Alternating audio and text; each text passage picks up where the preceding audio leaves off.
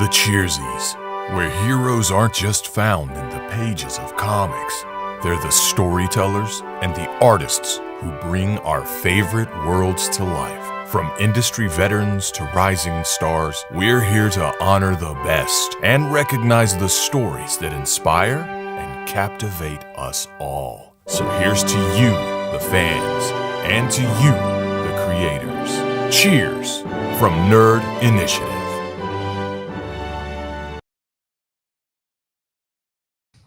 And what is going on, everyone? It is Tuesday night, or actually it's Monday night. That's right. 8 p.m. Eastern Standard Time, because it's a special edition of Turn a Page, which you normally find on Tuesday nights.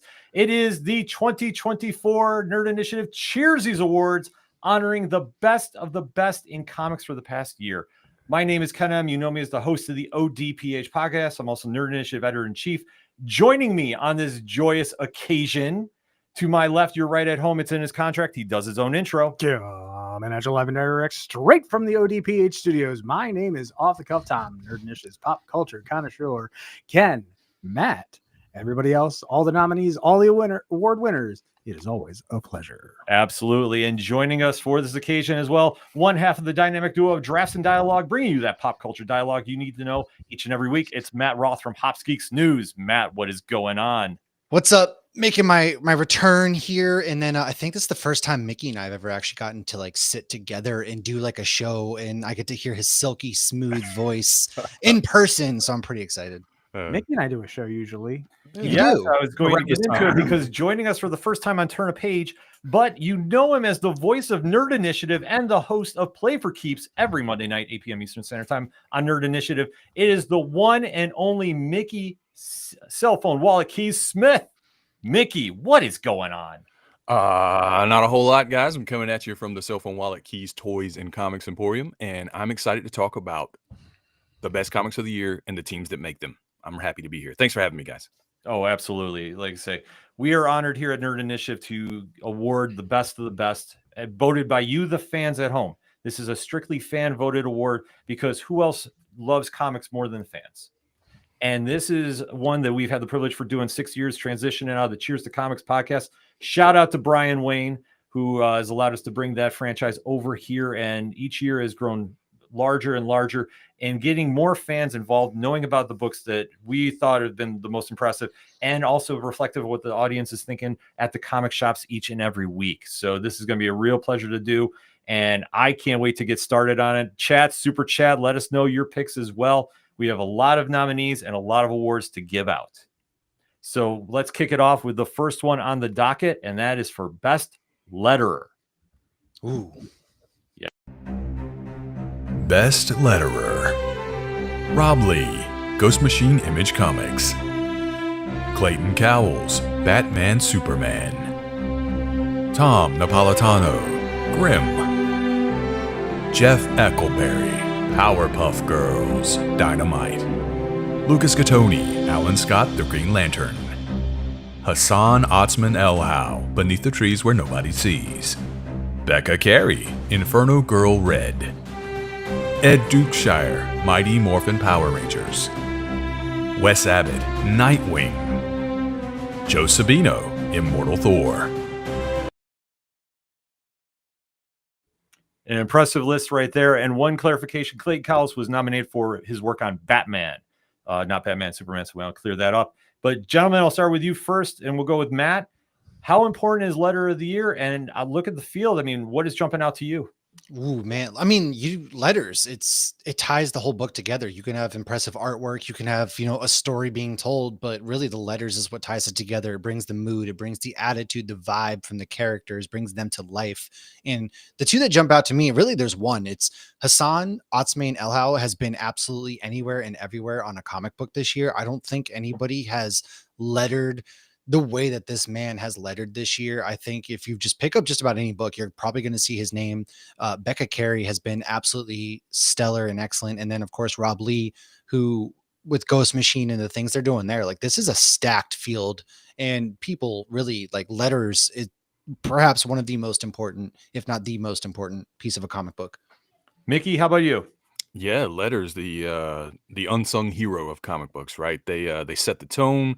They kind of give us we need them, right, for clarification. Sometimes we don't want too much jumbling. We don't want, a whole lot of crazy text all over the place. Everything is clear, concise, and done well with proper colors and bubbles. So yeah, big deal. Like Matt said, Rob Lee, big time. Like, I mean, how many comics does he do for Ghost Machine? Like all of them. So Yeah. that's a big one. Clayton Cowles is great, and Lucas Catoni too. Huge shout out to him. He's a great letterer. Tom? It gives the texture to the text. Let's be honest. It really does show exactly what emotion is coming out from these characters. You can put down everything in Times New Roman in a book, and it just doesn't, get the same feel. You really, it's because the medium is so graphic that letters itself are what we pick up on. It's the emotion. It's the that. No, you're exactly right. It really elevates scenes and really makes them pop off the page. And I know, like, one of my personal favorite letters, Tom Napolitano for Grimm. Oh, yeah. Every time he does something new and exciting with the music that's involved with that series, even in issue number 1, I keep going back to it, about how he intertwined the lyrics for Don't Fear the Reaper by Blue Oyster Cult Into the Snow. Doing something like that is just so eye-catching. And for readers that want to see something different, you see this, it immediately jumps at you. And it can really elevate a scene from being just a normal scene that just is moving the story along to one that really pops and it makes you go, whoa, like what just happened? So there's a lot of great nominees here, and we'll have to see who won. So we'll just say, let's go to the video. Who is taking home the letter or the award for best letterer? And the winner for best letterer, Rob Lee, Ghost Machine, Image Comics.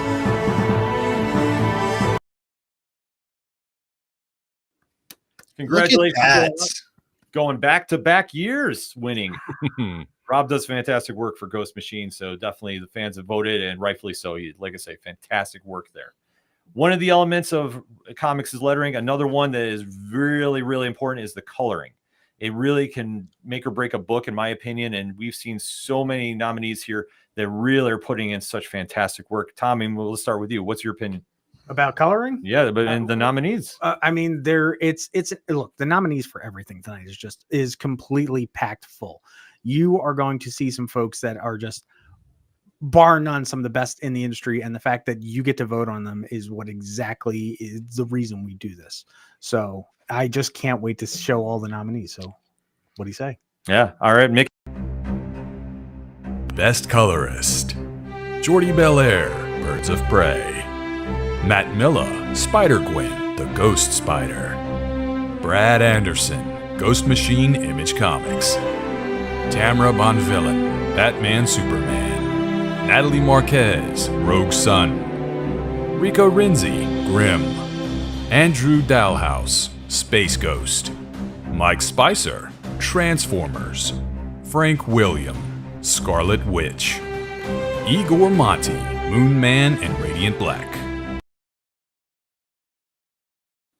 A stacked field there, if I do say so myself. Mickey, I mean, what's your takeaways from this? I mean, what's your vibe? Man, like, this is probably the hardest one for me because I love colors and comic books, and I'm a big fan of Andrew Dalhouse. I'm rooting for him because that Space Ghost series has been phenomenal. I love the work he does with lighting and the bright, rich colors. So I'm rooting for him, but they all deserve it. Yeah, Matt? I mean, this is a very hard category. Honestly, any single person in this deserves to win for the things that they're doing and the colors they're bringing. Transformers has been such a hit this year. Anything, Brad Anderson, he's really been doing work on, Redcoat, which is one of my favorites of the year, and the way that's been colored. But it's just, Birds of Prey was a standout for me. So just seeing this cast and seeing everybody here, I wish we can give an award to everybody because it is so important, and coloring is hard. Oh yeah, no, I agree. I mean, it is really an element that it can transform an entire book. And you take a look at what Brad Anderson does with Geiger, and really just exemplifies scenes that really make that book just such a visual standout on the shelves every week when it comes out.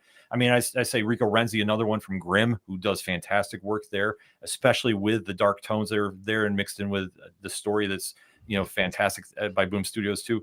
I mean, everybody that's nominated is really worthy of bringing it home, but we can only have one winner here, or can we? Be only one. Let's see who's taking home the Cheersy for best colorist. And the winner for Best Colorist, Brad Anderson, Ghost Machine, Image Comics.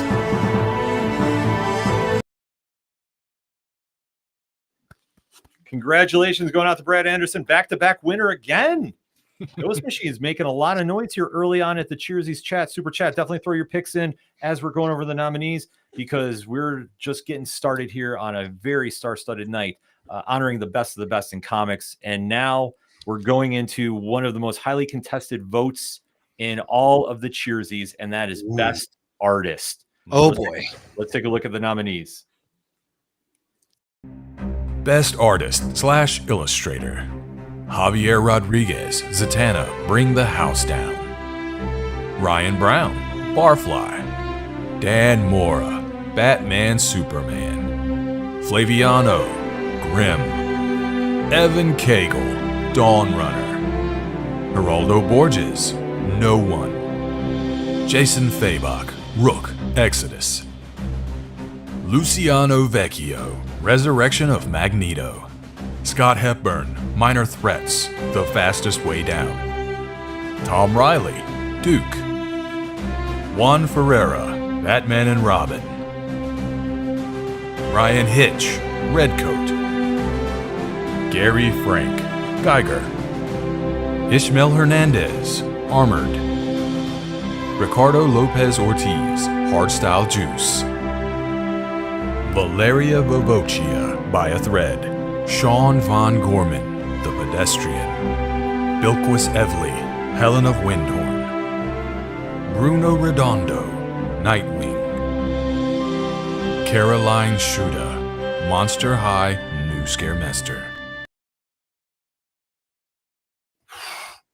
Boy, I mean, we talk about the best of the best. I mean, and we had even write-ins coming in too. Like I say, it's just what a time to be a fan of comics, and especially art that is going into these books each and every week. I mean, Mickey, I'll start with you.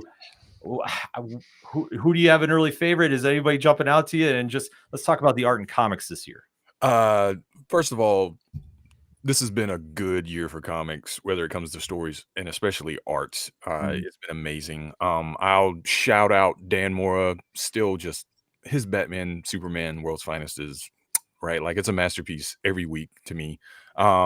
Big fan of the Evan Cagle Dawn Runner. I don't know if anybody's read that or seen it, but man, the detail and the little nuances in that thing, it's beautiful, man. It's beautiful to look at and a beautiful story. All right, Matt, how about you? Man, first of all, I'm a little biased. Redcoat is one of, if not my favorite stories of the year. However, my God, like I said, Zatanna is one of the most beautiful runs I have read this year, and I have it above my bed as artwork, actually, artwork right above my bed for that reason. But I mean, you see Rook, which is so well done in the different tropical environments they did. Duke was such a fun, interesting, just beautiful book. We're thrive. If you just look at these categories and how stacked they are, if that tells you anything, it's how stacked and how amazing comics have been this year. Yeah. Tom? We would come to blows all in our personal Discord, because we just got to say, oh yeah, great, everybody. But when it comes to it, like, no, it's this one. It's this one. It's got to be this one. It's got to be this one. Look, me, look, I love Dan Mora. He does amazing work. And I mean, obviously, I got to do my little plug here. He did an amazing job with Power Rangers, just saying. But By a Thread to me is stunning, absolutely stunning. But I mean, it's stacked and packed. Like, there's too much pretty. It's so much pretty. I mean, Armored has been like my favorite indie book, and then Minor Threats has been Lauren's like favorite book this year too. So it's like, how do you choose? And thank God we didn't have to choose. The votes chose. And the votes chose, and especially the write-ins were coming too. Like I say, Ariel Olivetti from the writer. Fantastic work there too. Dan Mora, like we touched upon too. Ricardo Lopez Ortiz, Ishmael Hernandez from Armored. Like I say, the list goes on and on. But this is why we say, like, it's so tough for us to vote, and that's why we put it in the fans' hands, and it is literally your fate that has decided this. So who is taking home the Cheersy for Best Artist / Illustrator? And the winner for Best Artist, Sean Von Gorman's The Pedestrian, Magma Comics.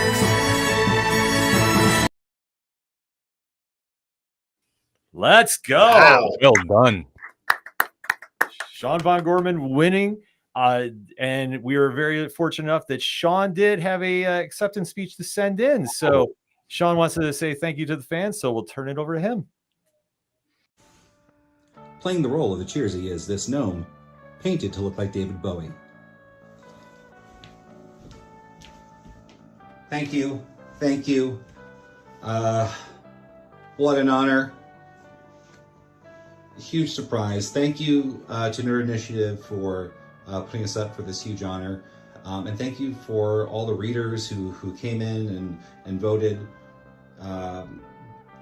This is my first time being nominated for an Arst Award, and now that I've gotten one, I'm really hungry for another. So thank you for this new monkey on my back. All of the tokens of friendship and pictures of my children have been stripped from my mantle. It's just for awards now, because this is what I'm all about. And remember, kids, don't chase the awards. Let them chase you. Thank you. I deserve this.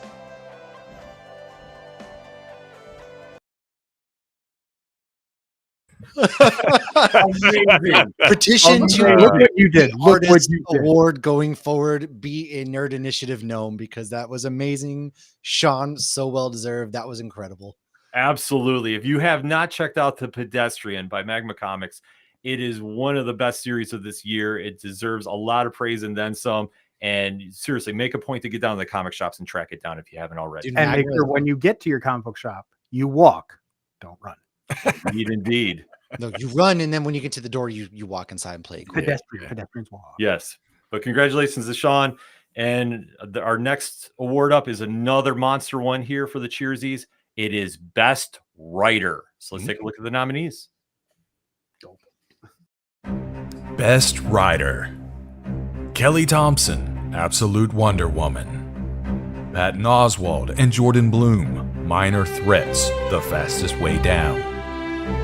Scott Snyder, DC All-In Special, Absolute Batman. James Tynan, Something is Killing the Children. David Papose, Space Ghost. Stephanie Phillips, Grimm. Gail Simone, Uncanny X-Men.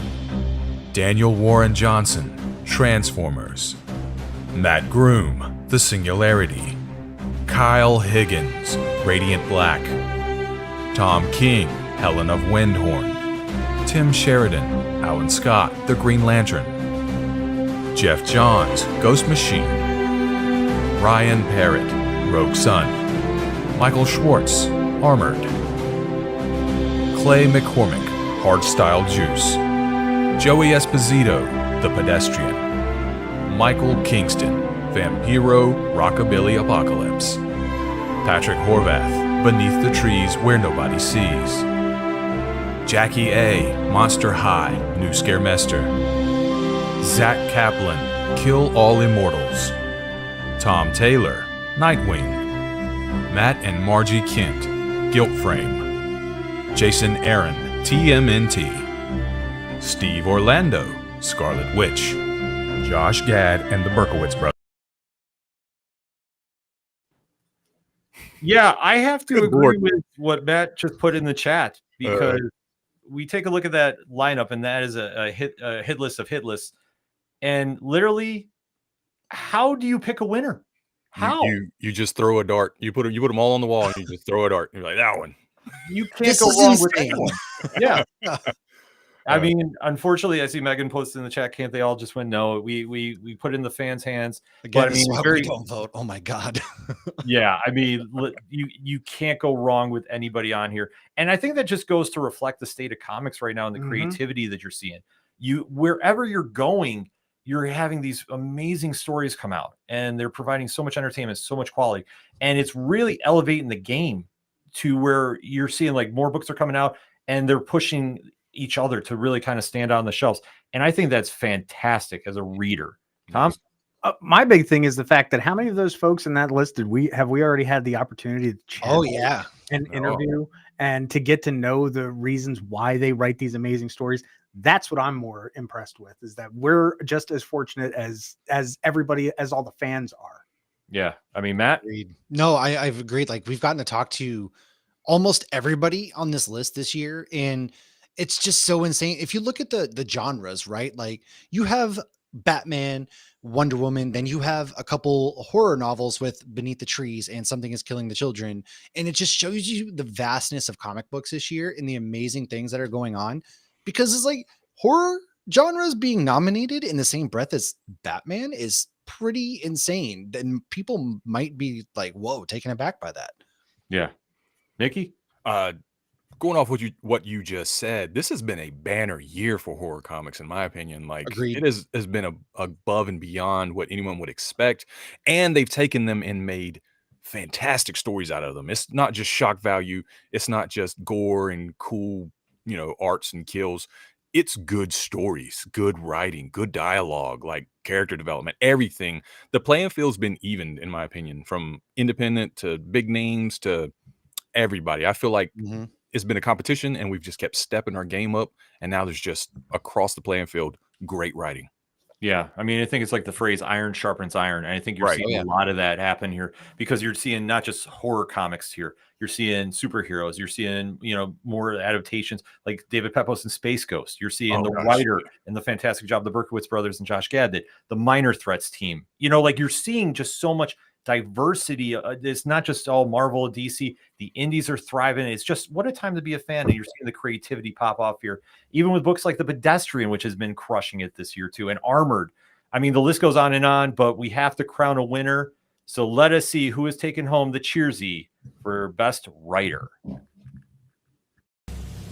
And the winner for Best Rider, Joey Esposito, The Pedestrian, Magma Comics.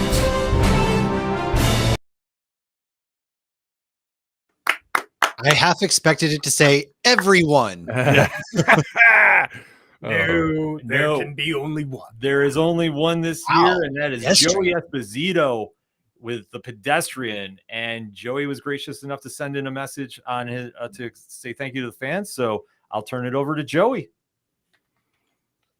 Hello, Nerd Initiative. Thank you so much for honoring me with this Cheersy Award for Best Writer, especially nominated alongside such an elite group of comic book all-stars. I don't know what I've done to deserve this award, but I humbly accept it, and I will try not to let it go to my head. Maybe just a little bit. But truly, thank you so much for all your support of The Pedestrian this past year. We're so happy that you liked it, and it means a lot to us. All right. Absolutely. Fantastic. Congrats out to Joey for that. I'd like to say, Pedestrian, I can't recommend enough. If you haven't checked it out by Magma Comics, you definitely need to. Next up is an award that we debuted last year, had a very strong turnout, and this year it was the same thing. So let's talk about Best Editor. Ooh. Best Editor, C.B. Cebulski, Marvel. Elizabeth Pyle, Spider-Gwen the Ghost Spider, Marvel. Michael Basudel, all Massive-Verse titles, Black Market Narrative, Image Comics. Will Dennis, Distillery. Tom Brevoort, X-Men, Marvel. Sean Makowitz and Ben Abernathy, Energon Universe, Skybound, Image. Brian Cunningham, Ghost Machine, Image. Nick Lowe, Amazing Spider-Man, Marvel. Ramiro Portnoy and Eric Harburn, Something is Killing the Children, Boom Studios. Heather Ontos, IDW Publishing. A fantastic lineup of nominees. And I mean, Matt, let's talk about editing. How important is that to the comics? I mean, it's the silent behind the scenes, right? How many times do you have to submit something to make sure that's right, for the typos, to make sure the flow is correct? You're using the right words. This pacing is on. The editing, we've talked about letters bringing it together, but editors complete the book. That is the final say when this book is going out there to hit, to make sure everything is good to go. And it's perhaps the most important job above all else, because it's like I said, man, that's that checks and balances right there. They stamp of approval right there. Yeah, Mickey. Yeah, they're the glue that holds this whole thing together, and I think it even gets even more complicated when you start talking about Tom Brevoort and the X-Men line. You're talking about Makowitz and Abernathy and the Energon verse, and you're talking about Michael Basuto and the Massive verse. These huge universes that have so many moving parts, and you're trying to help everyone keep up with it. You're the guy. You're at the top. You're the head, right? Kind of like Kevin Feige in the MCU. Yeah. This is all up to you to keep these people working in synchrony. I can't think of it. I'm going to Tony. Synchronization. Synchronization. Yeah. And synergy. So yeah, there you go. There's the corporate word, synergy. Synergy. But it's the truth. I mean, since everybody's kind of stole my lines as far as the backbone and the glue, I'm going to say they're the spine that holds it all together. Not only do the editors, look at the books themselves and say, hey, I want this, I want that. They keep all these artists and writers and everything in line with the deadlines, making sure that they get everything out when they need to get it out. So trust me, if that FOC date is there for reasons because the editor has put their team to task to get it out on time. So that is one thing that I think a lot of people don't realize as well. So cheers to them for, literally herding cats. Yeah. I mean, the editors are the backbone of the comics, and it's like I say, it takes everybody working together to make teamwork is what the dream work is. So that being said, let's see who's walking home with this year's award for best editor. And the winner for Best Editor, Heather Ontos, IDW Publishing.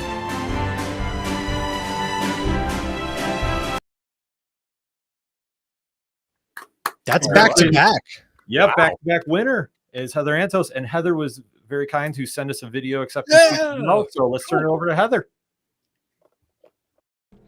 I just wanted to say a real quick thank you to everyone who voted me for the Cheersies Best Editor for the second year in a row. That's absolutely crazy to me. Thank you guys so much for your support over the years, for reading not just my comics, but all comics. Please continue to read them. Pick up your pull lists. Give your retailers a hug. And see you on the stage. All right, thank you for sending that in, Heather. That was sweet. Yes. Now, hug your retailer. Well, yeah, everybody. Like I said, when you go to the comic shops, you should definitely be thanking everybody down there, your retailers too. I'm coming to hug you, Justin. Yeah, I say shout out to our guy Justin and Sound Go Round. Next up, though, we have a brand new award, one of two that we're debuting this year, and this is one that I think really reflects a new part of the industry, and that's Best Kickstarter Book. Yeah. So let's take a look at the nominees.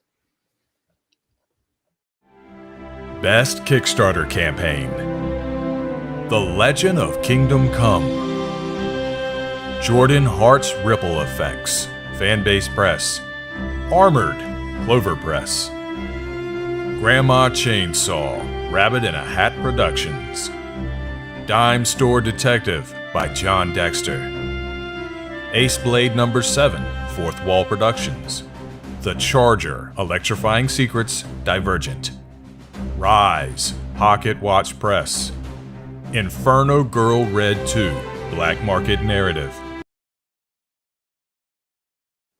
Ooh, there's some good stuff. Great lineup there. Matt, we'll start with you. Let's talk about Kickstarters for a bit. Kickstarters is really, honestly, everybody thinks you go to your shop and stuff, but there's a lot of people out there working in comic books, and Kickstarters have really come. You've even seen big name publishers and people come out there through Kickstarters. And I've had the pleasure to get to read some of these, like Armored and Rise and Dime Store Detective and Grandma Chainsaw. Some of your favorite books are probably on Kickstarter right now. And so going out there and supporting some of the folks that are in what they're doing, they could end up being in comic book shops. And a lot of the times you're probably going to find your favorite book there. And it's just vastly important to go out there and support those creators. Yeah. Super chat. Definitely throw your picks in for best Kickstarter campaign too. I want to see what everybody's picking up this year. Mickey, how about you? When I think Kickstarter, I think community, right? And what these books do are build a community one fan at a time. And it may start out small, but it will grow fast. Look at Alan Dunford with Grandma Chainsaw and Pocus Hocus and Horse and Hell and how that's going. He's just getting bigger and bigger and bigger. I also want to shout out the Ace Blade #7, Danny J. Quick in North Carolina. Man, just you talk about a guy that builds a community, a local community at home, right? And he raises up everyone else around him. He's helping Kickstarters with everyone, and that's what I love about Kickstarters, is it raises up from the bottom. You see these artists and writers get better with each Kickstarter too, the more successful they are. So it's a really good tool for building the craft and making it better.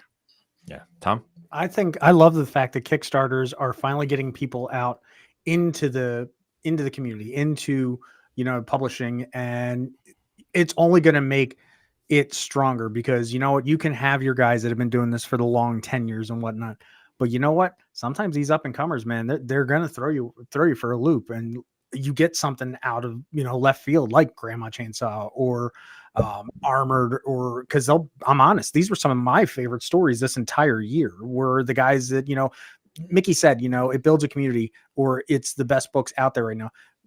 Take a chance, get in a Kickstarter, because you know what, this could be your new favorite book that you just don't know just yet. Yeah, I think Kickstarters have really carved its own spot in the comics world now, that it's very normal to see them pop up, and you're seeing a lot of incentive and a lot of DIY movement. And something I love to see is when you see someone like an Alan Dunford and his team and how hard they go for their campaigns and really try to make that connection to the audience. And you see it from the other sides of life, whether you're seeing like a Keanu Reeves coming into the Kickstarter team with Berserker, and Amy Jo Johnson from the Power Rangers doing that as well. You're seeing just a lot of different audiences coming into this world, and that's getting more people to check out comics, which is always a big win. So that being said, let's see who's taking home the Cheersy for this year's best Kickstarter. Best Kickstarter of the year goes to Armored, Clover Press.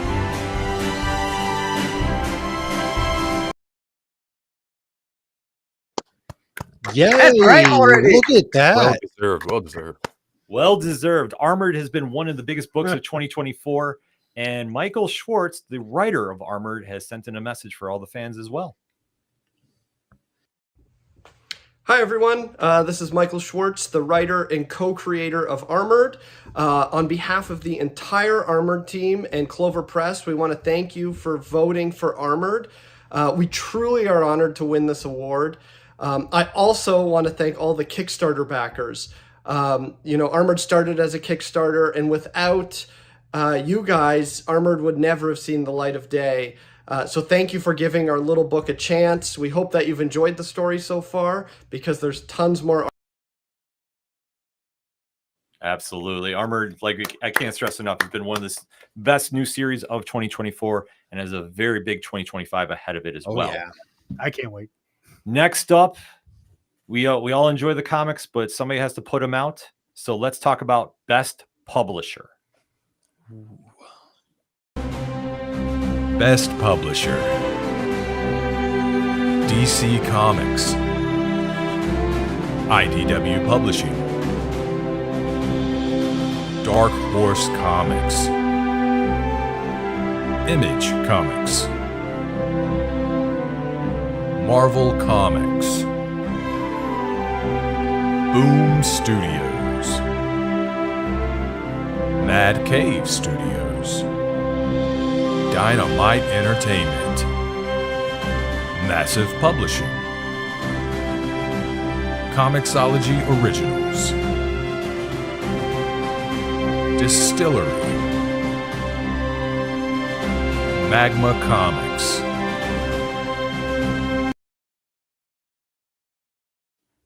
A fantastic lineup right there. We'll start with Tom. Let's talk about publishing. It's a who's who. And, you mentioned it earlier, for years and years, it was the big two. And all of these great writers and whatnot going off, starting their own companies. So, you've got things like, Massive, and you've got, Mad Cave, and they're just doing such phenomenal work. And the fact that they are, to me, on par with like the big ones that have been around, that's what speaks volumes. Because there are sometimes I go to the shop and it's like, oh, look, it's another the guy book with the cape and the symbol on his chest, as opposed to, ooh, what do you got over here? Sometimes I want what's over here. Mickey? So, man, publishers are a big deal, and we've always known Marvel and DC. And I feel like actually Marvel and DC have done a really good job this year of raising the bar, right? With DC with some great stories, and Marvel too, bringing in a lot more horror and like grounded stories.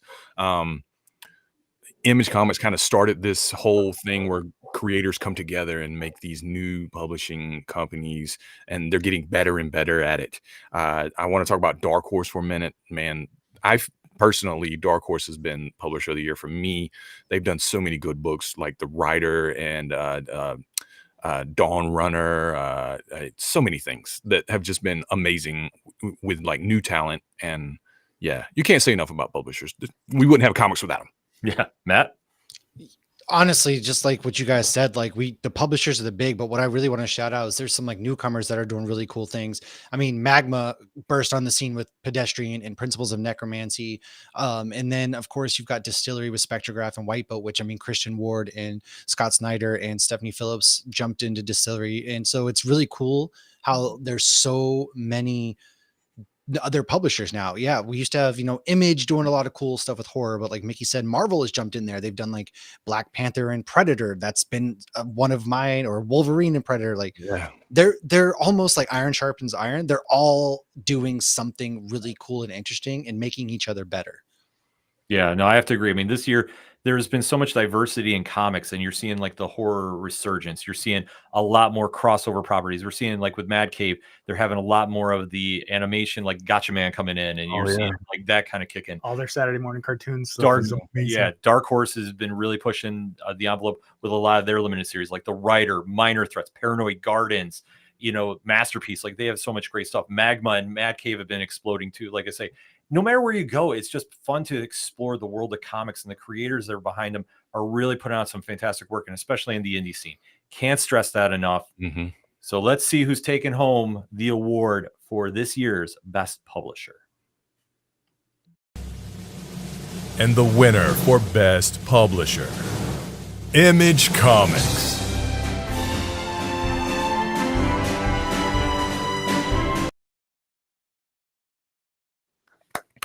Yes. Congratulations going out to the team over at Image. And I mean, you think about the stuff they've done this year. Not only have they had Ghost Machine, Massive Verse, Skybound, they've also been putting out a lot of regular series like Black Cloak, Local Man, Falling in Love on the Path to Hell. Like they've been really pushing ongoing series, which as a longtime reader, I love seeing. I hate seeing just how like we always restart at number 1. I understand why, but still, it's just seeing when we get to like an issue 13, an issue 14 or something like that. It always kind of warms my heart as an old school reader. It's just, there's something independent about it. Speaking of which, we're going to kind of segue to another new award that is debuting. Yeah. And that's Best Indie Series. So let's see, who are the nominees for Best Independent? Best Indie Series: The Deviant, Image Comics; Monster High, New Scaremester, IDW; Something is Killing the Children, Boom Studios; Black Cloak, Image Comics; Dawn Runner, Dark Horse; Beneath the Trees Where Nobody Sees, IDW Publishing; Hard Style Juice, Comixology Originals; By a Thread, Book 1, Comixology, Dark Horse; Grimm, Boom Studios; Radiant Black, Black Market Narrative, Image Comics; The Power Fantasy, Image Comics; Armored, Clover Press; The Sacrificers, Image Comics; Minor Threats, The Fastest Way Down, Dark Horse Comics; The Pedestrian, Magma Comics; Kill All Immortals, Dark Horse Comics; Guilt Frame, Dark Horse; Falling in Love on the Path to Hell, Image Comics; Local Man, Image Comics; Spectrograph, Distillery.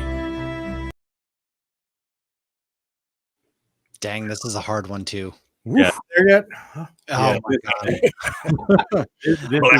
I mean, let's talk about the quality of the indie series this year. I mean, I'll start with you, Matt. I mean, Spectrograph and what Christian Ward is doing there at Distillery, it reminds me of the movie 13 Ghost. It's very horrifying. It's creepy in the way that he works with the art. I want to shout out to Greg Katzman too from IDW. He sent me the trade of Beneath the Trees and I got to read it, and it was just really funny and it's about a bear serial killer. And so it's these really cool ideas that they're doing, and Minor Threats with Patton, and the Pedestrians on here again, and Armored's on here again. It's just, wow. I don't even know how to choose, because these books, I've read just about 90% of them this year, and they were all so good in their own ways. Yeah. Tom? I too have read several of those books on that list. And just to piggyback off of Matt, ladies and gentlemen, if you do happen to see Beneath the Trees Where Nobody Sees, it is not a kid's book. No. It's not. It looks like it's like straight out of 1980s Reading Rainbow. It is not. And thank you, Ken, for putting me on that one. Oh, no problem. No, and shout out to Greg Katzman too. He sent me a copy of that as well. It's a fantastic book, so everybody needs to check that out. Mickey, how about you? Man, I love indie series because they can push limits like Marvel and DC can't usually, or at least they do it enough where it becomes popular, and then they can. We have to thank indie creators a lot for those things. Absolutely. Taking these what may be tired and old ideas and reimagining them, or coming up with new original ideas, and that's where it all starts. They're like the roots for that, and like Dawn Runner example, like Mech and Kaiju, like just taking it in a different direction and doing something different with it. Also seeing Armored up there, that's a Kickstarter, and it's also up for best indie series. So we're seeing, these books they bring something new that we haven't seen yet, and we like that. Yeah, no matter where you turn, like I say, the power fantasy, I know Megan brought it up in the chat. That's been one of the biggest books of the year as well. Armored, like you alluded to, The Pedestrian, Minor Threats, The Writer. I mean, there's just so many different indie books out right now. They're absolutely crushing it. And it's providing a nice breakaway from the big two if we want to get away from it, because they're really pushing creative boundaries. And I love seeing that as a reader. So that being said, let's see who's taking home the award for Best Indie. The winner for Best Indie Series, The Pedestrian, Magma Comics.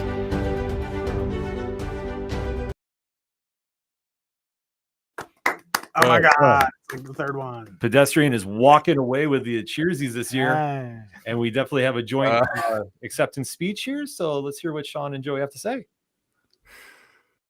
Thank you so much for this Cheersies Award for Best Indie Series. I don't even know what to say, but we're so delighted by the response to this book, and honestly very validated by our hard work of 5 years coming out and receiving such a warm welcome. It's indescribable, truly. So thank you to Nerd Initiative and to the readers who made this happen, and to my co-creator Sean, of course. And we're just so delighted to have you all as members of the Guard, and hopefully there's a lot. Throw your hats on the ice, folks. Yes, the hat trick, as Sean put in the chat. Absolutely, they pulled the hat trick off. So congratulations out to The Pedestrian. Can't stress it enough. Everybody needs to check that series out. Next up, we're going to be talking about the big two. And we're starting off with one that has really been making a big push as of late, and that is DC Comics. So let's talk about the best DC series.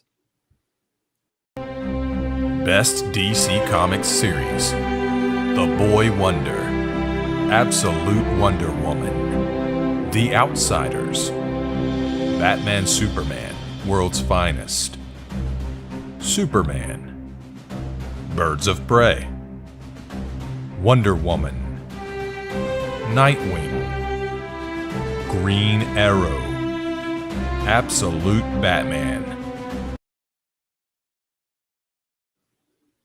Very solid lineup right there. So we'll start with you, Matt. How's DC treating you for 2024? DC has honestly been really impressive this year. Boy Wonder was really sneaky good in that it's about Damian telling a really cool story in like a child type way. The Absolute series with like Absolute Wonder Woman, and the way that they are tweaking Diana's origin story with her coming from hell, and then Bruce Wayne's origin story in Absolute Batman, and then World's Finest there again. It's just DC has been doing a lot of really good things, I thought, this year, especially with their new All In series. Yeah. Mickey, how about you?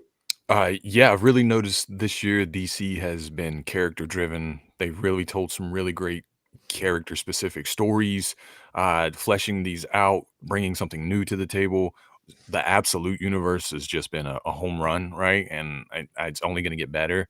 But yeah, just across the board, they've really taken these characters and elevated them and really like made them more. I don't want to say relatable or anything like that, but they just I don't know. They reinvigorated our energy into these DC It's all characters. fresh. Yeah. And you know what? I'll piggyback off of what Mickey started. Like I said, I'm not really the big two type person, which is odd. But considering the fact that I've always been hesitant every single time DC has, turned heel or they've, rebooted or whatnot. But what they're doing right now is literally just one of the best things I've seen in comics in a very long time. And I'm very absolute about that. I am just in shock that you used a wrestling term, turning heel. He did. I I know. know. I'm so proud of him right now. If you watch Nerd Initiative television shedding and streaming, tears. you understand the significance of that. These I are jumped in off tears. the top rope. But with DC this year, coming out of the dawn of DC era, transitioning now into the Absolute All-In initiative, and really getting some great characters, stories driven, coming out of the pages of Absolute Power. Like that's, I think, when you saw things really shift in a new direction. And it's been very cool as a reader to get back in and check out what they're doing in the Absolute line and seeing how our familiar heroes are now getting a new start, albeit under the dark side watch per se, but it's still been fun to see how they're doing it and then see how we're getting other heroes now getting exposure like Metamorpho, The Question, and we're really kind of seeing the expanded roster of DC shine. So I've been thinking they've got a very solid 2024 and an even larger 2025 on the horizon. So that said, let's see who's taking home the Cheersy for best DC comic of the year. And the winner for Best DC Series, Absolute Batman, Scott Snyder, Nick Dragotta, Frank Martin, and Clayton Cowles. As Well expected. deserved. Oh yeah. Yeah, I mean, Absolute Batman, I believe, was the top-selling comic of the year, Yeah. and really for Scott to come back to the franchise, and the one that really made him a superstar, and to take Bruce Wayne and go in such a very different direction with him, and still, it's such a quality story that's really carving its own spot in the Batman history. Like you can't go wrong with that book. So definitely have to give a shout out for that. And if you haven't checked that out, make sure to go check out Absolute Yeah. Batman. And let's not forget how late in the year this came out too. Right. Yeah. October. Exactly. So, I mean, it's already making monster waves, and it's only growing larger as the year is going to be kicking in on 2025. So that said, we talked DC, but now we have to go to the House of Ideas, and let's see who is nominated for the best Marvel series of the year. Best Marvel Comics Series, Weapon X-Men, Spider-Gwen, The Ghost Spider, Ultimate Spider-Man, Phoenix, Fantastic Four, Daredevil, Immortal Thor, Ultimate X-Men, The Ultimates, Star Wars.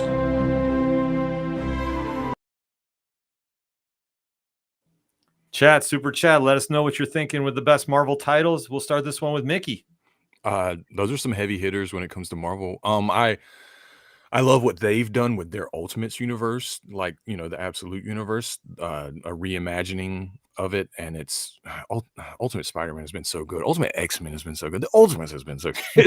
It's hard to pick one of those as the best. And I said it before, we didn't see a lot of them on this list, but again, Marvel has kind of risen.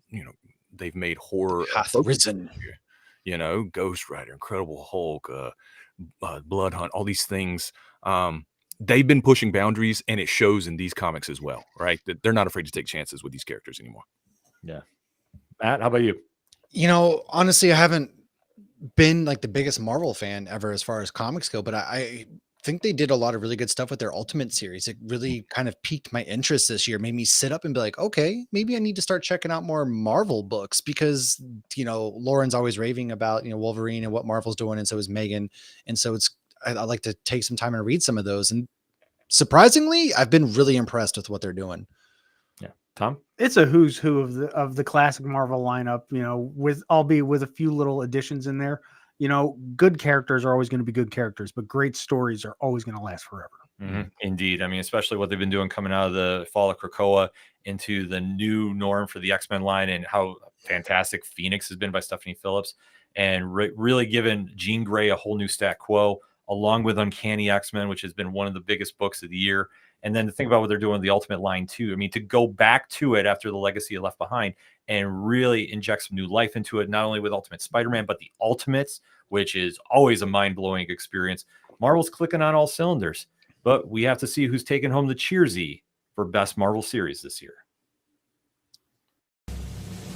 And the winner for Best Marvel Series: Ultimate Spider-Man, Jonathan Hickman, Marco Cicchetto, Matt Wilson, and Corey Pettit. That's awesome. Yeah. You can't go wrong with Ultimate Spider-Man. Spider-Man, yeah. Good old-fashioned Spider-Man, man. It's tried and true. Yeah, no, Hickman's take on that has been truly astounding, and like it's only getting more better as with each issue goes on, which is a great case to have. Yeah. Next up, though, we are talking about a brand new category for this year's Cheersies, and that is Best Limited / Mini Series of the Year. Best Limited or Mini Series: Avengers Twilight, Marvel. Dawn Runner, Dark Horse Comics. Alan Scott, The Green Lantern, DC Comics. Beneath the Trees Where Nobody Sees, IDW Publishing. House of X, Powers of X Finale, Marvel. No One, Black Market Narrative, Image Comics. The Infernals, Image Comics. X-Men 97, Marvel. Duke, Skybound, Image Comics. Scarlet, Skybound, Image Comics. Minor Threats, The Fastest Way Down, Dark Horse. Blood Hunt, Marvel. Cobra Commander, Skybound, Image Comics. Absolute Power, DC Comics. Guilt Frame, Dark Horse. The Rider, Dark Horse Comics. Star-studded lineup there is again. Wow. Yeah. Yeah. Wow. And considering the fact that a lot of these limited or mini series has kind of been the bridge between certain things, Absolute Power being one of them. All the books from Skybound are the lead up to what we're now covering with G.I. Joe.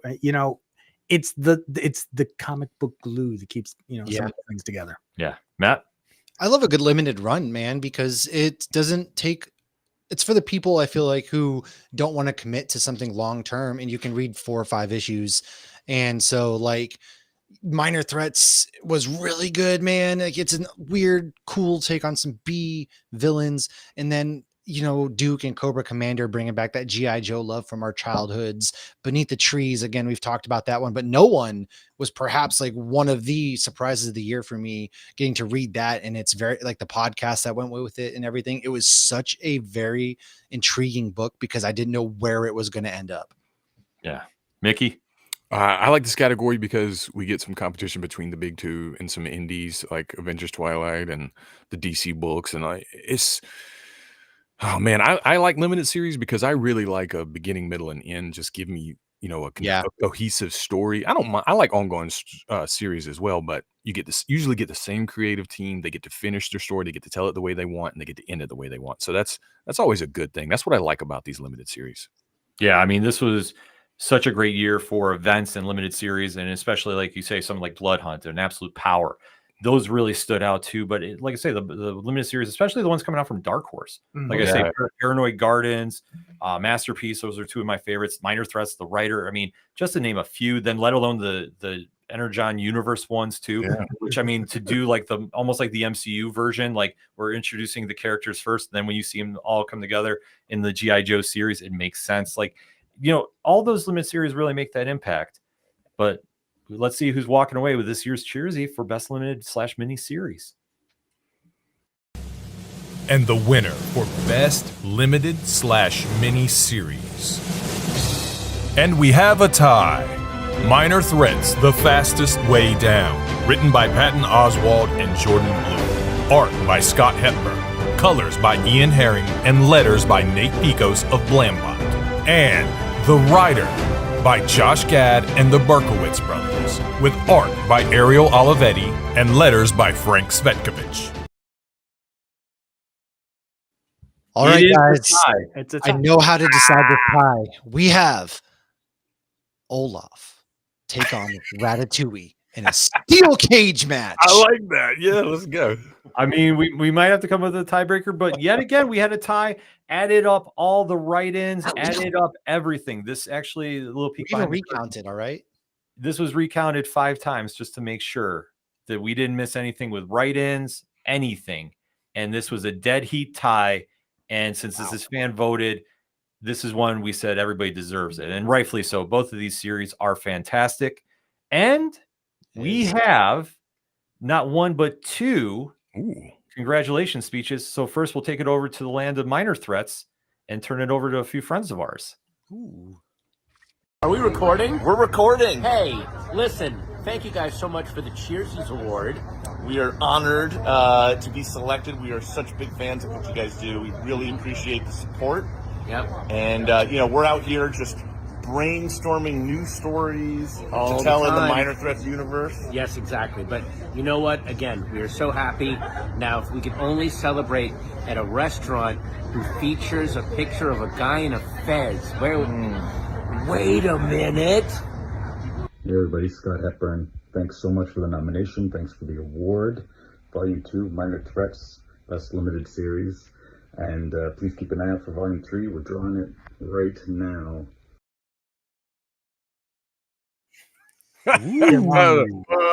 Amazing. Definitely shout out to everybody over at Minor Threats, one of the fastest rising universes in all of comics. And now let's turn it over to the team from the writer. Thank you, Nerd Initiative, and all the fans who made the writer what it is. And I've got to shout out our co-winners and friends, Patton and Jordan, for Minor Threats. You guys continue to raise the bar. Congrats. To be recognized like this is beyond anything we imagined. Thank you, Nerd Initiative, and thank you to the fans. Hola, soy Ariel Olivetti, dibujante de Writer, y quiero agradecer mucho a Nerd Initiative por este premio hermoso. Muchas gracias, nos vemos pronto. Chau, chau. Thank you so much, Nerd Initiative, and all of the fans and readers for this incredible honor. Absolutely. That was man. awesome.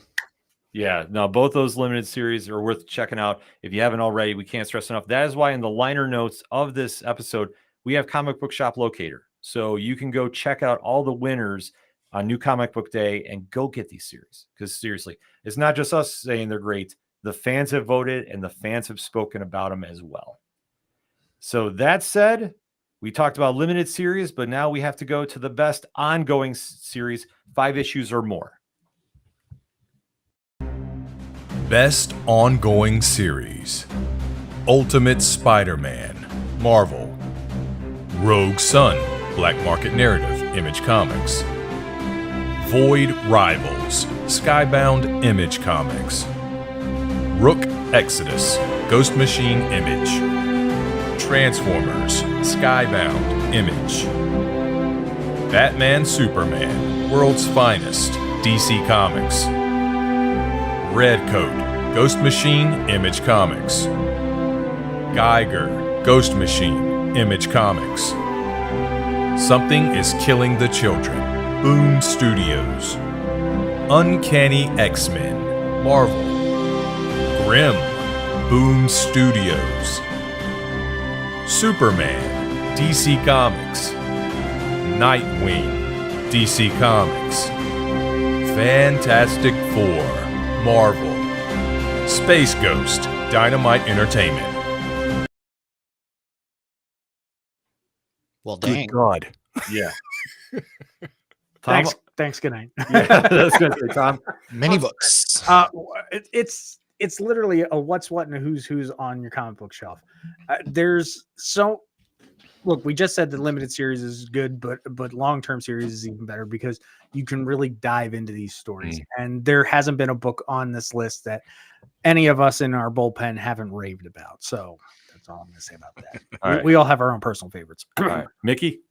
Man, those are all powerhouses. When you think about comics of the year, all of those would be contenders. Oh gosh. And to see something like Something is Killing the Children, as you know, the way it's been going for so long now, still doing so well. That's amazing when it comes to ongoing series to see these things. Batman and Superman World's Finest still going strong. That's amazing to me that they can keep these stories going and keep them fresh and fun and interesting every issue. So shout out to all of those, because I think that's probably like one of the hardest things to do, is to go on that long with still an interesting story. Agreed. I mean, it's a testament to the creative teams behind it and the publishers that are supporting it too, because we often get into too many times we're restarting all the time instead of just having deep runs. So I love seeing something like Something That's Killing Children that's now in the 30s going on 40s. I'm now, with Grimm now going long term, and you're seeing Uncanny X-Men, which I know Megan touched upon in the chat. That is going very, very strong, even in its reset. Still, to get to this level, it's a testament to the fans being still captivated by the characters and the stories that these amazing creators are presenting. So that being said, let's see who's walking home with the Cheersy for best ongoing series. And the winner for best ongoing series, Redcoat, Jeff Johns, Brian Hitch, Andrew Curry, Brad Anderson, and Rob Lee. Ghost Machine, Image Comics. Let's go. I know that's a great comic, but to me that's almost an upset considering all those. That is a massive upset. But I know how good of a comic that is, so it's not really, but it feels like it is. You know what I'm saying? I just want to shout out. You can see Jeff. He sent me a couple signed issues of it. So he might have bought my vote, but I can't. No, I'm just kidding. This is legit like my favorite comic because I'm such a history nerd, and so for me, this excites me because I want people to read this alternative take of what Simon and his adventures with Albert Einstein and Benedict Arnold and the things that are going on in this comic. I'm sorry, I got way ahead of me. I got really excited on this one. Yeah, this book is good. This is an upset. I feel like it is. Mickey, you hit it on the head. I did not expect this one to come out of nowhere like that. Yeah, without saying too much, the votes were very, very close for this. I imagine, yeah. But it goes to show about the quality of work that's out there right now. But Ghost Machine has a very rabid fan base, and they definitely show up. And when it came time to vote, they definitely showed out for it. So you can't go wrong with that. Definitely well deserved. Everything going on with the ongoings over at Ghost Machine. Definitely worth checking out if you haven't gotten into it already. They're going on another very, very strong year. 3 more awards left. Now we talked about ongoing, but it has to start with a debut somewhere, doesn't it? Yes. So let's talk about best debut issue of the year. Best debut issue, Absolute Wonder Woman #1, DC Comics. Monster High, New Scaremester #1, IDW. Storm #1, Marvel. Absolute Batman #1, DC Comics. Hyde Street #1, Ghost Machine, Image Comics. Rook Exodus, Ghost Machine, Image Comics. Black Canary, Best of the Best, DC Comics. Phoenix #1, Marvel. Uncanny X-Men #1, Marvel. Redcoat #1, Ghost Machine. Vampiro Rockabilly Apocalypse #1, Massive Publishing, Masked Republic. Armored #1, Clover Press. TMNT #1, IDW Publishing. Kill All Immortals #1, Dark Horse Comics. Life #1, Distillery. That's tough. A lot of really good books, man. TMNT was really good. That new Jason Aaron run really took me by surprise. I didn't expect to be as good. And Kill All Immortals is another really good one out there too, man. This is a good lineup here. Yeah, this one definitely has just phenomenal series starting. I mean, Mickey, I'll go with you first. I mean, what's your takes? Dude, like so many heavy hitters here. I mean, we just talked about Redcoat winning, and we've got a debut issue here. Could be the winner. I don't know. All those Ghost Machine titles are phenomenal debut issues. They all captured me from the get. Uncanny X-Men blew us out of the water. We knew it was going to be good because of Gail Simone, but man, it was way better than anticipated. Yeah, Life. That's a great comic, by the way. I feel like it doesn't get enough love. Agreed. Fantastic book. Yeah. So, man, this is going to be tough. Yeah. Tom? Yeah, what he said. They're But all tough. seriously, the fact that, not only are we getting new stories like Kill All Mortals and Life, but the fact that we still get some classic characters that we know, like, Turtles pulled a whole 150 and then decided to number 1 again. Mm-hmm. So the fact that they have the staying power and the fact they wanted to pivot the way they did, like, it's just a testament to the fact that these characters live on as long as they do.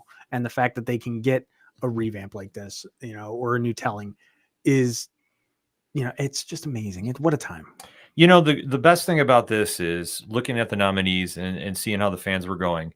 We had debuts from Massive Publishing and Mass Republic, which, if you're not familiar with the Luchaverse and what they're doing, Vampiro, phenomenal books over there. Mm-hmm. You're seeing Distillery was coming in with Life, which is one of the best series out right now.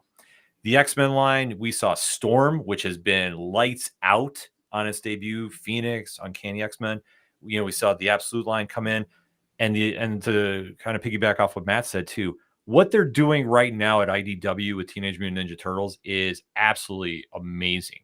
And now that's spinning off into the 2 other series they have with Mutant Nation and the Night Watcher. Like, they're doing a lot of big things, and for fans, it's getting more incentive to get them in, because now with more number 1s, that's hopefully leading to more series, and that's nothing but a big win. But that being said, let's see who the fans chose for this year's best debut issue. And the winner of Best Debut Issue, Vampiro, Rockabilly Apocalypse #1, by Michael Kingston, Martin Palso, a.k.a. El Terrifico Dr. Napalm, Jacob Basco, Vampiro, and co-creator Kevin Kleinrock. Masked Republic, Massive Publishing. Shocking the world. Yes. Upset. Indeed. I was going to say this might be a big upset for a lot of fans, but if you know about how wrestling and comics kind of go coincide, when these books came out, like I say, they brought a lot more fans to the shops, and people are falling in love with these series. And Vampiro, if you haven't checked it out, is absolutely amazing. Our guy in the chair, Rich, has been raving about it since issue #1. I've been doing the same thing. Even our guy, Just Nick from Wrestling Night Live, who's in the chat, loves this series as well. And we are very fortunate enough to have the team behind this book send in a big thank yous to everybody as well. Sweet.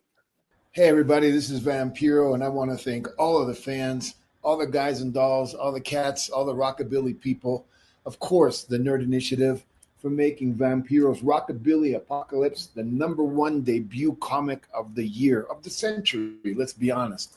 But hey, things are just heating up. Me, Vampiro, I'm honored. Thank you. I'm blessed. Everybody who's involved in the project are rock stars in my book, and that means you. I accept this award just like I should, like a fucking rock star. What's up, Nerd Initiative? This is Mike Kingston, writer of Vampiro Rockabilly Apocalypse. And, 2024 has been one of the best years of my career. And just when you think it couldn't get any better, we won the Cheersies for best debut issue for Vampiro Rockabilly Apocalypse #1. I gotta tell you, this book has been a dream. It's been so much fun to collaborate with Vampiro and Napalm, Jacob, and Mass Republic and Massive on this. I don't know if you heard, but we got picked up for television development already. So all the accolades that we've gotten so far have been like a dream. So I just want to thank you guys from the bottom of my heart for voting for this and for voting for us. And you ain't seen nothing yet. Hey guys, Martin here, aka Terrific on a Palm. Big thanks to Nerds Initiative for this amazing award, and a big special thanks to everyone who voted for us. Keep reading. Hey, this is Kevin Kleinrock, the co-creator and co-publisher of Mass Republic Comics' Vampiro Rockabilly Apocalypse, and we just want to thank everybody who voted for Vampiro Rockabilly Apocalypse #1 as the debut of the year. We're blown away by the support, and of course, all credit is due to the creative team, Vampiro and Michael Kingston, Napalm, and Jacob for their amazing work on the title, and Massive Publishing for their support. Keep reading. That's awesome. Fantastic. Absolutely. That was awesome. That was the Yeah. best acceptance speech ever by Vampiro there. Shout Oh, I out. know. Yeah, you can't. Like I say, just the acceptance speeches tonight have been amazing thus far. Yeah, you can't go wrong. And like I say, if you haven't checked out what they're doing with Master Public Comics and Massive Publishing, definitely go check them out. They're really poised to have a breakout year in 2025. And like they touched upon, they're just getting started. So very cool stuff going on. That being said, we got to talk about events of the year, because if it's comics, you know there's always events going on. So let's see who the nominees are for this year. Event of the Year: Blood Hunt, Marvel. Absolute Power, DC Comics. Absolute All-In Initiative, DC Comics. Avengers Twilight, Marvel. Return of TMNT, IDW. From the Ashes, Fall of Krakoa, Marvel. Supermassive 2024, Image Comics. Catalyst War, Black Market Narrative, Image Comics. Resurgence of the Valiant Universe, Valiant Alien. Luchaverse, Catalyst, Massive Publishing, Masked Republic. Big moments. Big moments. Tom, we'll start with you. Swinging for the fences puts this mildly. Let's be honest. Everything that all the events that we got in 2024 have just bolstered what the comics community wants and what it stands for. I mean, the fact that we are pushing the envelope every single time it comes out. Absolute leading to All In has now pushed us into this whole different literal universe. You know, like I said, the Turtles are now have their own thing going. It's yeah. Yeah, well said. We witnessed the end of an era this year with the end of the Krakoa era. I mean, like that was a big deal, right? Like, oh, huge. He kept going on about it. Yeah. As a big X-Men fan, I was just like, wow, I'm here to witness. This is great because they finished that story up and started a new one seamlessly. In my opinion, it's going strong now. DC All In, absolute huge event. To see the Luchaverse come out of nowhere and just be fantastic, right? We've been eating good this year. We've been eating good. Yeah. Matt? I mean, seriously, Mickey just said it the best. We've been eating really good. And friends, we really have. And it's not too late to check out any of these, is what the beautiful thing is, right? You can pick up any of these because a lot of these events really are not that far in, 5-6 issues, depending. Maybe they finished. But I really implore you to check them out, each and every one, because we've really been blessed with some amazing events this year in the comic book realm. Yeah. I mean, you take a look at all the events that went down this year, and these have been really definition of game changers. Like you think about the Fall of Krakoa and what that's done to the X-Men line and really given it new life after that 5-year run that they had there. We take a look at Absolute Power and how that's led with the Absolute All-In Initiative, like 2 separate events, but still very impactful nevertheless. What they did with the Catalyst War in Radiant Black, which to take a gamble on your franchise character, put it in the fans' hands, let alone run 2 series at the same time, and then come to a definitive winner. And that's what we're going to see when they resume in February. Like that's a gutsy move.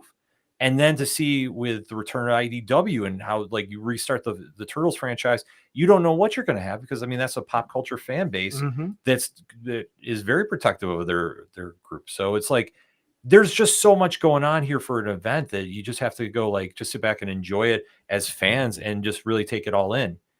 But only one is going home with the award. The only one. Let's see who's walking home with the award for event of the year. And the winner for Event of the Year: DC Comics Absolute All-In Initiative.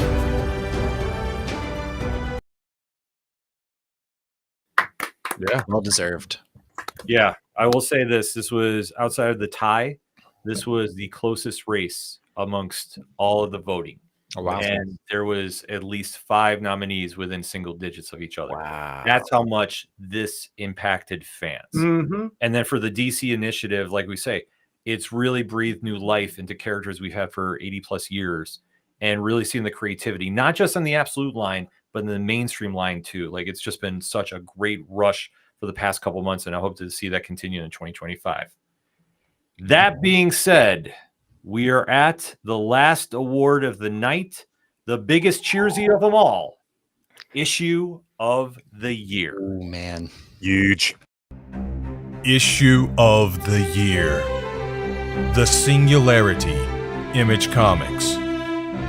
Spider-Gwen, the Ghost Spider #6, Marvel Comics. Doom #1, Marvel Comics. Radiant Black #30, 30 and a half, Black Market Narrative, Image Comics. DC All-In Special #1, DC Comics. It Happened on Hyde Street, Devour #1, Ghost Machine, Image Comics. Dawn Runner #4, Dark Horse Comics. Alan Scott, The Green Lantern #2, DC Comics. Absolute Batman #1, DC Comics. Scarlet Witch #5, Marvel Comics. Grimm #17, Boom Studios. Kill All Immortals #4, Dark Horse Comics. Uncanny X-Men #1, Marvel. It's a pretty good variety. Yeah. That was the one thing for the nominees. It definitely covered a lot of ground. I'll start with you, Tom. When we think issue of the year, what are you thinking? Shit. I get my one. Look, it's just like Mickey said, we've been eating good.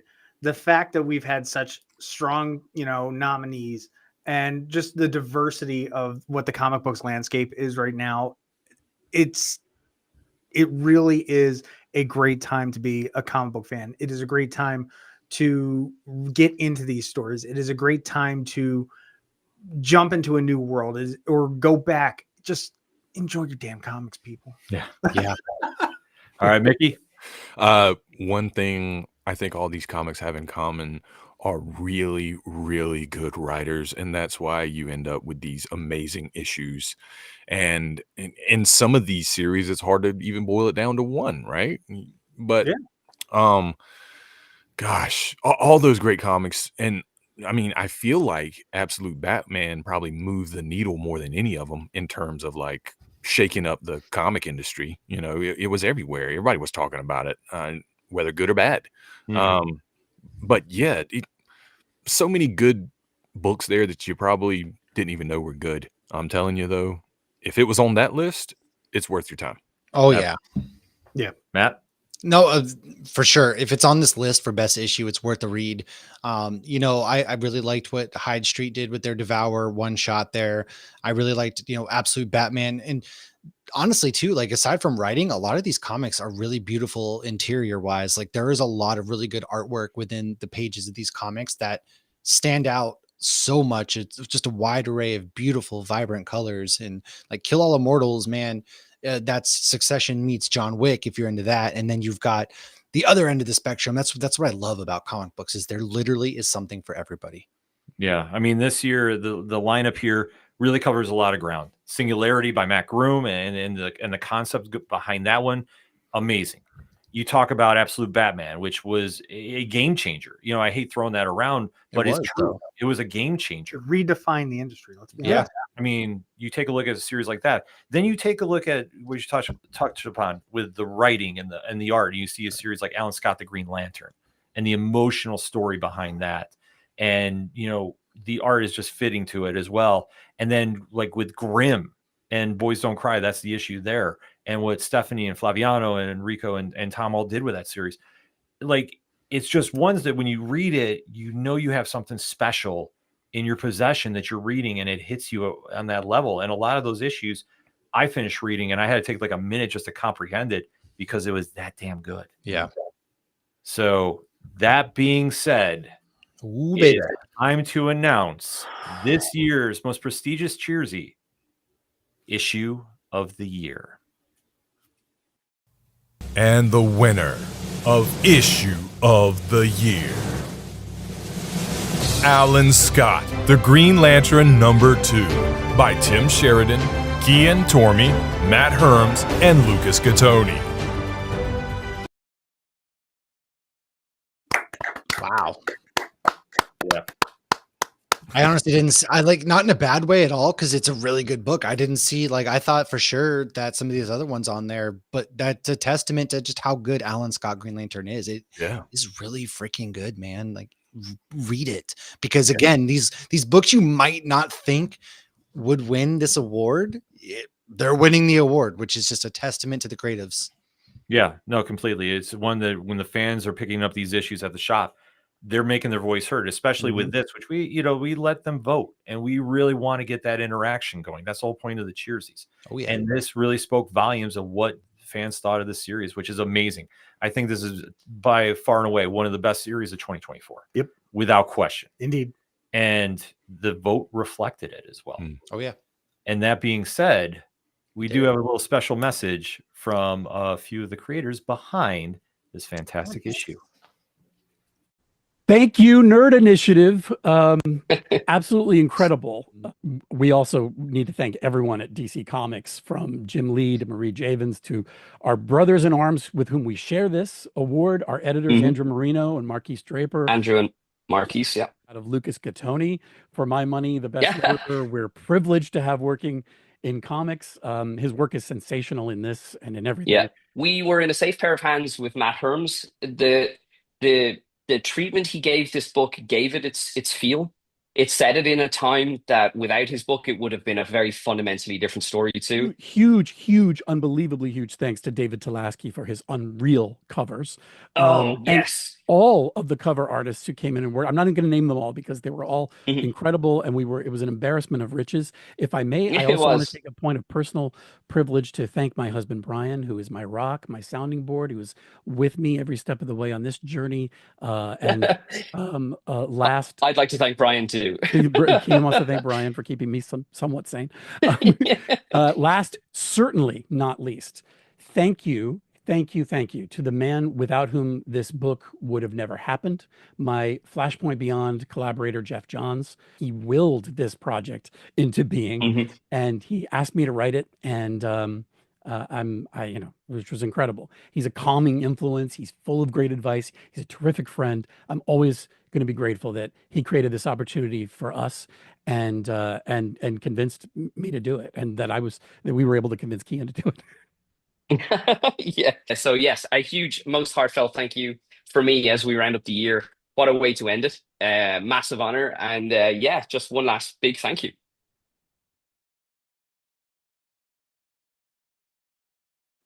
That was awesome. That was beautiful. It made me feel good inside, man. Yeah. What a great pair, guys. Yeah, no, like I say, that series is an amazing read, and from issue 1 to issue 6. And issue 2, like I say, is emotional. It's one that is well fitting of the title of issue of the year. And if you haven't checked it out, make sure to get to your comic shops, however you buy your comics, and go get this series, because it's definitely worth it. It really, really is. We have a running joke that at New York this year, Ken got the last one on the shelf of the trades. I finally got mine. But more importantly, and I had no clue. I guess I willed this in. This is my actual signed copy of issue 2, well before the Cheersies were even a thought. Because even for myself, I was enamored with this complete series. They just all deserves all the flowers and power rings. Yeah, no, absolutely. Like we say, we covered a lot of great creators, great stories, great books, and we can't say thank you enough to everybody behind them, and especially to everybody that donated their time to send in acceptance speeches to us. It means the absolute world to us. And for everybody who voted for these awards, this show runs on your vote. It's not just us. It is you who make the Cheersies what they are. 6 years strong, and can't wait to get into issue number 7. The people. It's going to be number 7 next year as well. So that being said, on behalf of Tom, Mickey, Matt, our guy in the chair, Rich, who's been tirelessly going through the videos, making sure everything's running on point for us today, we can't thank you enough. The GEO and the Nerd Initiative Bullpen, we want to say thank you again for checking out this special edition of Turn a Page, the 2024 Cheersies. And we'll end it like we do on Turn a Page. When you're at the comic shops and you have a great issue in your hand, such as any of the Cheersies winners, you see somebody struggling to find a copy, hand yours off to them. Tell them to turn a page. We'll see you next time. I'm out next year. Peace.